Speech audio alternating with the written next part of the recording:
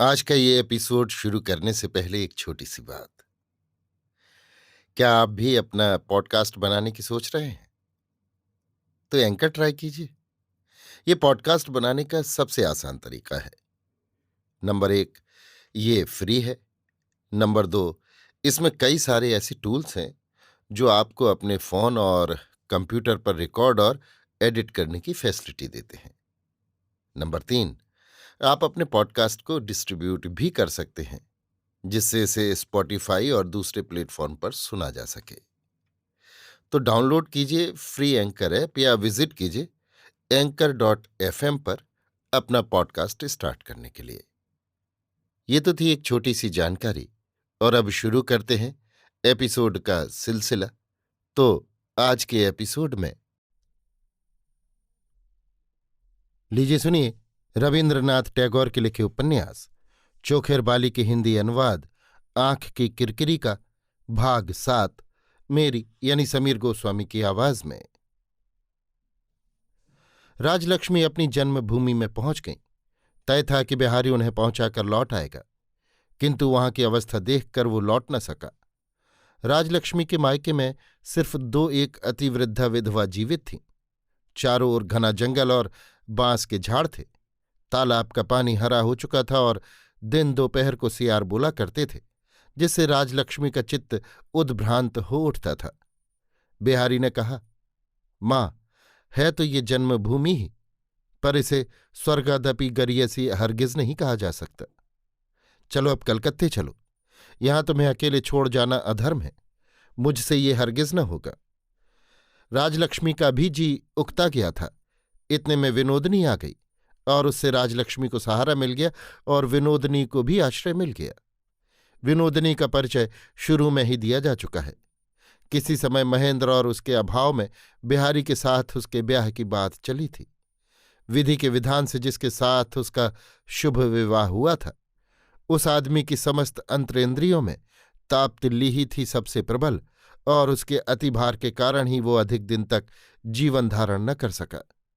उसकी मृत्यु के बाद विनोदनी जंगल में एकमात्र उद्यानलता की तरह इस निरानंद गांव में मरी हुई सी जिंदगी के दिन काट रही थी।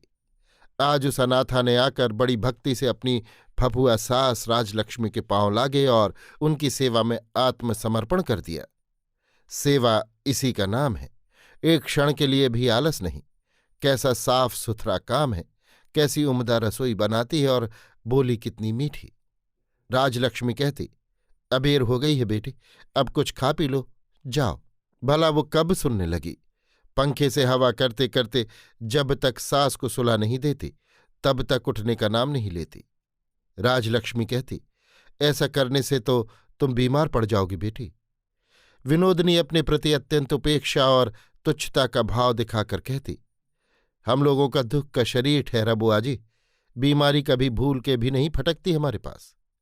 और फिर तुम कितने दिन बाद तो आई हो यहां, तुम्हारी सेवा के लिए है ही क्या यहां जिससे सेवा कर सकूं। बिहारी 2 ही 4 दिन में गांव का मुरब्बी मुखिया बन गया। उसके पास कोई दवा पूछने आता तो कोई मुकदमे के बारे में सलाह ले जाता, कोई अपने लड़के को किसी बड़े ऑफिस में नौकरी दिलाने की प्रार्थना करता, तो कोई उससे दरखास्त ही लिखा ले जाता। वयोवृद्धों की ताश शतरंज सभा से लेकर बागदियों की ताड़ी पान सभा तक सर्वत्र वो अपना सकौतुक कुतूहल और स्वाभाविक सहृदयता लिए हुए विचरण करने लगा। कोई उसे गैर नहीं समझता, बल्कि सभी उसका सम्मान करते हैं। विनोदनी भी अंतःपुर के अंतराल से कोठौर में पड़े इस कलकत्ते के युवक के निर्वासन दंड को यथासाध्य हल्का करने की कोशिश करती रहती। बिहारी हर बार जब गांव में घूम फिरकर घर आता तो देखता कि किसी ने उसके कमरे को खूब अच्छी तरह झाड़ बुहार कर साफ सुथरा कर रखा है। एक गिलास में 2-4 तरह के फूलों का गुलदस्ता बनाकर सजा रखा है, और उसके बिस्तर के पास ही बंकिम चंद्र और दीनबंधु की ग्रंथावली सजाकर रख दी है। प्रत्येक जिल्द के भीतर विनोदनी नाम लिखा हुआ है। हस्ताक्षर स्त्रियों जैसे हैं, किंतु लिखावट पक्की है। गांव के प्रचलित अतिथि सत्कार के साथ इस आतिथ्य में जरा कुछ विशेषता है। बिहारी जब विनोदनी का उल्लेख करके प्रशंसा करने लगता, तब राजलक्ष्मी कहती, ऐसी शऊर की लड़की की तुम लोगों ने बिल्कुल ही उपेक्षा कर दी। अरे मुझे दुख तो इसी बात का है। बिहारी हंसकर कहता, अच्छा नहीं किया माँ, हम लोग ठगाए गए। पर ब्याह न करके ठगाना अच्छा, ब्याह करके ठगाए जाने में मुसीबत होती। राजलक्ष्मी बार बार यही सोचने लगी कि आह, ये लड़की मेरी बहू हो सकती थी, हुई क्यों नहीं। राजलक्ष्मी कलकत्ते जाने की बात छेड़ती तो विनोदनी की आंखों में आंसू भर आते। कहती, बुआ जी, तुम 2 दिन के लिए आई ही क्यों थी?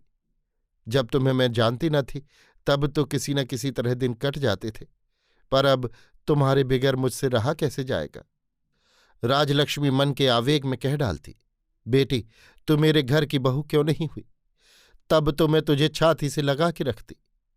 ये बात सुनकर विनोदनी मारे लज्जा के किसी काम के बहाने वहां से उठ के चली जाती। राजलक्ष्मी को आशा थी कि कलकत्ते से उनके पास अनुनय विनय भरा करुण पत्र आएगा और उसकी वे प्रतिक्षण प्रतीक्षा कर रही थी। उनका महेन जन्म से लेकर अब तक कभी इतने दिन मां को छोड़कर अकेला नहीं रहा, और अब तो निश्चय ही इतने दिन के विच्छेद ने उसे अधीर कर दिया होगा। राजलक्ष्मी अपने रूठे हुए लड़के की तरफ से लाड़ और उलाहने भरे प्रार्थनापूर्ण पत्र के लिए त्रसित और उत्कंठित हो रही थी। महेंद्र का पत्र आया, किंतु बिहारी के नाम। उसने लिखा है, आशा है मां बहुत दिनों के बाद जन्मभूमि जाकर बहुत प्रसन्न और सुखी होंगी। मां ने सोचा, बेटा अभी तक रूठा हुआ है, इसी से लिखता है, प्रसन्न होंगी, सुखी होंगी। अभाग्नि मां भला बेटे के बिना कहीं भी प्रसन्न रह सकती है, सुख से रह सकती है? फिर वे बिहारी से पूछने लगी, और आगे क्या लिखा है महेन ने? जरा पढ़ के सुना तो बेटा। बिहारी ने कहा, आगे और कुछ भी नहीं लिखा मां। और चिट्ठी को उसने मोड़ मरोड़ कर एक किताब की जिल्द के भीतर रखकर घप से उसे एक कोने में फेंक दिया। भला अब राजलक्ष्मी कैसे स्थिर रह सकती थी? वे सोचने लगी, अवश्य ही महेंद्र अभी तक उनसे गुस्सा है और गुस्से में आकर चिट्ठी में ऐसी बातें लिखी होंगी जिन्हें बिहारी पढ़कर सुनाने में संकोच कर रहा है। बछड़ा जैसे गाय के थन में हुड्ड मार मारकर वात्सल्य का संचार करके दूध उतारता है, महेंद्र के गुस्से ने ठीक वैसे ही राजलक्ष्मी को चोट पहुंचाकर उनके रुके हुए वात्सल्य को उत्सारित कर दिया। उन्होंने महेंद्र को क्षमा कर दिया। कहने लगी, अच्छा है, अच्छा है, महेन बहू को लेकर शांति से रह रहा है, रहने दो, जैसे भी रहे सुखी रहना चाहिए।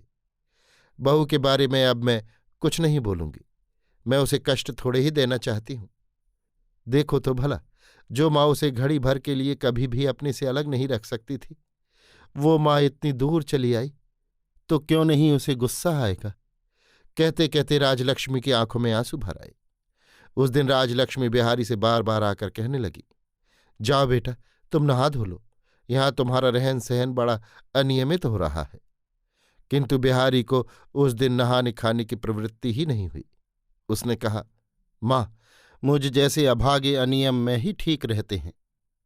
राजलक्ष्मी ने जोर देकर कहा, नहीं बेटा, तुम उठो, जाओ, पहले नहा धोकर खा पी लो, फिर जो जी में आए सो करना। सैकड़ों बार अनुरोध किए जाने पर बिहारी को आखिर उठना ही पड़ा। उसके बाहर जाते ही राजलक्ष्मी ने जल्दी से जिल्द में से महेंद्र की मुड़ी मुड़ाई चिट्ठी निकाल ली। विनोदनी के हाथ में चिट्ठी देते हुए उसने कहा, देखो तो बेटी, महेंद्र ने बिहारी को क्या लिखा है। विनोदनी पढ़कर सुनाने लगी। महेंद्र ने शुरू में मां के विषय में लिखा था, किंतु बहुत ही थोड़ा। बिहारी ने जितना सुनाया था उससे ज्यादा कुछ नहीं। उसके बाद ही आशा की बातें लिखी हैं। महेंद्र ने रस रंग हास रहस्य और पुलक आनंद के नशे में उन्मत्त होकर चिट्ठी लिखी है। विनोदनी थोड़ा सा सुनाकर मारे लज्जा के रुक गई। बोली, बुआ जी, अब आगे सुन के क्या करोगी? राजलक्ष्मी के स्नेह से व्यग्र चेहरे का भाव क्षण में बदलकर पत्थर सा कठोर होकर मानो जम गया। कुछ देर वे चुप रहीं, फिर बोली, रहने दो। और इतना कहकर वे चिट्ठी वापस बगैर लिए ही चली गई। विनोदनी उस चिट्ठी को लेकर अपनी कोठरी में चली गई और भीतर से किवाड़ बंद करके बिस्तर पर बैठकर उसे पढ़ने लगी। चिट्ठी में विनोदनी को क्या रस मिला सो वही जाने, किंतु वो कौतुक रस हरगिज नहीं था। चिट्ठी को बार बार पढ़ते पढ़ते उसकी आंखें दोपहर की गर्म बालू की तरह जलने लगी और उसकी सांस मरुभूमि की लू की तरह गर्म हो उठी। बार बार उसके मन में यही एक बात चक्कर काटने लगी कि महेंद्र कैसा है, आशा कैसी है, महेंद्र और आशा का प्रेम कैसा है। चिट्ठी को अपनी छाती के पास दबाकर वो पैर फैलाए दीवार के सहारे बैठी हुई बहुत देर तक सामने के आकाश की ओर देखती रही। बिहारी तलाश करता रह गया, किंतु महेंद्र की चिट्ठी उसे नहीं मिली। उसी दिन दोपहर को अकस्मात अन्नपूर्णा आ पहुंची। दुसंवाद की आशंका से सहसा राजलक्ष्मी की छाती कांप उठी। कुछ पूछने की उन्हें हिम्मत ही न पड़ी। अपना सफेद फक मुंह लिए वे अन्नपूर्णा के मुंह की तरफ देखती रहीं। अन्नपूर्णा ने कहा, जी कलकत्ते में सब राजी खुशी है। राजलक्ष्मी ने कहा, तो तुम यहां कैसे? अन्नपूर्णा ने कहा, जी तुम अपनी घर गृहस्थी आप जाकर संभाल लो। मेरा अब घर गृहस्थी में मन नहीं लगता। मैं काशी जाने के लिए घर से रवाना हो चुकी हूं। इसी से तुम्हारे पांव लगने आई हूं। जान में अनजान में बहुत कसूर बन पड़े हैं मुझसे, सो सब माफ कर देना जीजी। और तुम्हारी बहू, कहते कहते उसकी आंखों से आंसू गिरने लगे। अभी वो बच्ची है, उसके मां नहीं, बाप नहीं। वो दोषी हो या निर्दोष हो, वो है तुम्हारी ही। कहते कहते उनका गला रुक आया, आगे कुछ कह न सकी। राजलक्ष्मी व्यस्तता के साथ देवरानी के स्नानाहार की व्यवस्था करने चली गई। बिहारी खबर पाते ही गदाई घोष की चौपाल से भागा भागा घर आया और चाची के पांव छूकर कहने लगा, नहीं नहीं चाची, ये कैसे हो सकता है? हम लोगों की ममता छोड़कर तुम काशी चली जाओगे? ये तो हरगिज नहीं हो सकता। अन्नपूर्णा ने आंसू रोकते हुए कहा, अब तो मुझे रोकने की कोशिश न कर बिहारी। मेरे बिना कोई काम नहीं रुकेगा। तुम सब खुश रहो, सुखी रहो, इसके सिवा मुझे और क्या चाहिए? बिहारी कुछ देर चुप बैठा रहा और फिर बोला, महेंद्र का भाग्य ही खराब है, उसने तुम्हें भी विदा कर दिया। अन्नपूर्णा ने चौंक कर कहा, ऐसी बात मुंह से न निकाल बिहारी। महेंद्र से मैं जरा भी नाराज नहीं। मेरे बिना हटे घर की भलाई नहीं होगी, इसी से मैंने काशी जाना तय किया है। बिहारी दूर आकाश की तरफ देखता हुआ चुपचाप बैठा रहा। अन्नपूर्णा ने अपने आंचल से 2 सोने के भारी कड़े खोलते हुए कहा, बेटा, ये कड़े तुम अपने पास रखो। जब तुम्हारी बहू आवे तब मेरी तरफ से आशीर्वाद में उसे पहना देना। बिहारी कड़ों को माथे से लगाकर अपने उमड़ते हुए आंसुओं को रोकने के लिए बगल के कमरे में चला गया। विदा होते समय अन्नपूर्णा ने कहा, बिहारी बेटा, तुम मेरे महेंद्र की और आशा की संभाल करते रहना। और फिर राजलक्ष्मी के पास जाकर उनके हाथ में एक कागज देती हुई बोली, ससुर जी की संपत्ति में मेरा जो हिस्सा है उसे मैं इस दान पत्र में महेंद्र को दिए जाती हूं। मुझे तुम महीने महीने सिर्फ 15 रुपये भिजवा दिया करना।